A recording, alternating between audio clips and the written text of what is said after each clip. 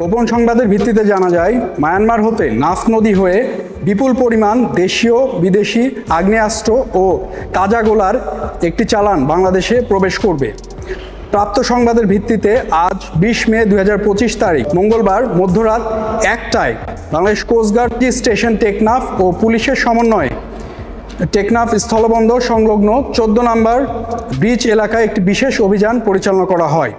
অভিযান চলাকালীন 4 জন ব্যক্তিকে কয়েকটি বস্তাসহ টেকনাফ স্থলবন্দরের বিপরীতে পাহাড়ে উঠতে দেখা যায়। এ সময় আভিযানিক দল কর্তৃক উক্ত ব্যক্তিদের থামার সংকেত প্রদান করলে তারা দৌড়ে পাহাড়ের গহীনে পালানোর চেষ্টা করে।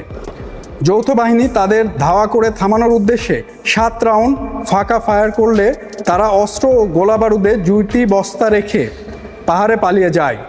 পরবর্তীতে যৌথ বাহিনী কর্তৃক উক্ত এলাকায় তল্লাশি চালিয়ে একটি বিদেশি G3 রাইফেল, 2টি G3 রাইফেলের ম্যাগাজিন, একটি দেশীয় পিস্তল, একটি দেশীয় 2নলা বন্দুক, 3টি দেশীয় 1নলা বন্দুক এবং 975 রাউন্ড G3 রাইফেলের তাজা গোলা জব্দ করতে সক্ষম হয়।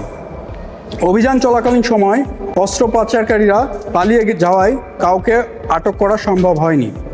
জব্দকৃত অস্ত্র, গোলাবারুদ এবং সকল আলামতের পরবর্তী আইনানুগ ব্যবস্থা গ্রহণের কার্যক্রম প্রক্রিয়াধীন রয়েছে। দেশের আইনশৃঙ্খলা পরিস্থিতি স্থিতিশীল রাখতে বাংলাদেশ কোস্টগার্ড 24 ঘন্টা টহল জারি রেখেছে, যার মাধ্যমে কোস্টগার্ডের আওতাধীন উপকূলীয় এবং নদী তীরবর্তী অঞ্চলে আইনশৃঙ্খলা পরিস্থিতি ও সকল ধরনের পাচার রোধে অনেকাংশ উন্নত হয়েছে। অবৈধ অস্ত্র পাচার রোধকল্পে বাংলাদেশ কোস্টগার্ড কর্তৃক ভবিষ্যতেও এ ধরনের অভিযান অব্যাহত থাকবে।